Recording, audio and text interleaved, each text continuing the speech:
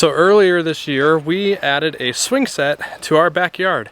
And over the course of the last few months, twice a week, I've been back here navigating a lawnmower around the swing set. And I want to show you today how I approach that and some tips and tricks that I've come up with to make it a little bit easier and a little bit less tedious.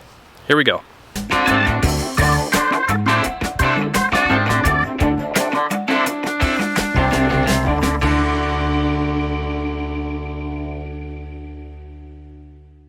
Now I'll start off by saying that we love having this back here. The kids love having this back here.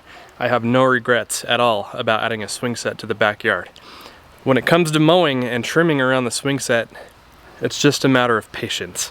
Let me show you a couple things that I do to make it a little bit easier. The first thing you want to do is eliminate as many obstacles as possible. So on this particular swing set, we have this netted swing here on the side. I take this and I put it up here on top of the monkey bars, and that eliminates that.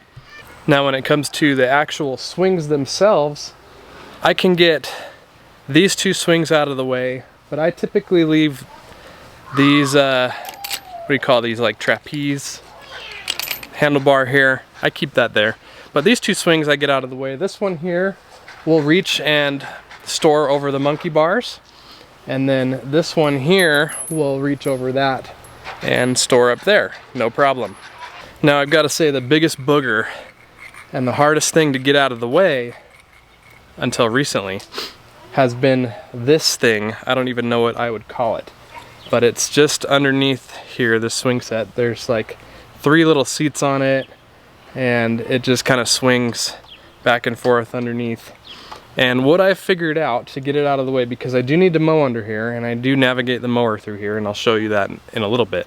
But what I figured out to do is there's some little eye hooks here on each end, and I've taken 3 of these larger carabiners and I just keep them clipped up here to one of the handles. I can pull this up through the steps and I can actually attach these clips to one of the eye bolts, and it keeps it just enough out of the way that the mower can get under here no problem.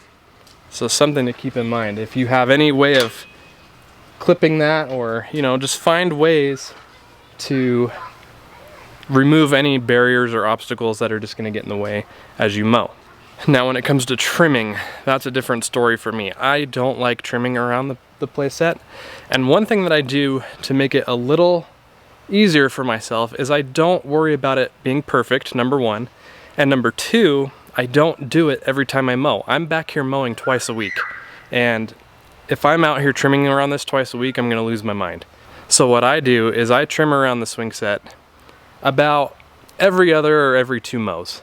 And that's enough for me to just maintain it, to knock down everything around the edges, around the poles, underneath the slides, and just keep it under control.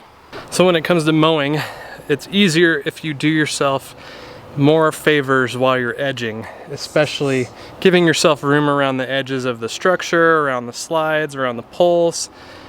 The more room you give yourself as far as like a buffer zone between those obstacles, the easier it's going to be to get the mower in and get as clean of a cut as possible.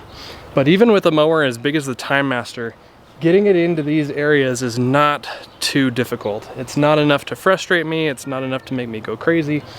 It does a great job, and especially when I can get into the middle area with that wide deck, I can get through this pretty quick, and it only adds but a few more minutes to mowing everything, and in the grand scheme of things with the backyard as big as mine, a couple more minutes isn't really that big of a deal. So that'll go ahead and wrap it up. That's how I approach mowing around the swing set at this point. A couple things I've learned, a couple little tips and tricks, and overall so far not really any complaints here. Maybe I'll do a follow-up video in another year or two and let you know if I still enjoy having grass back here. Even fertilizing isn't that bad. Spreading fertilizer through here is fine. As you can see, the grass back here is green, just as green as anywhere else, and it works out really, really well. I haven't noticed any issues with the sprinklers hitting this. Sprinkler coverage is fine.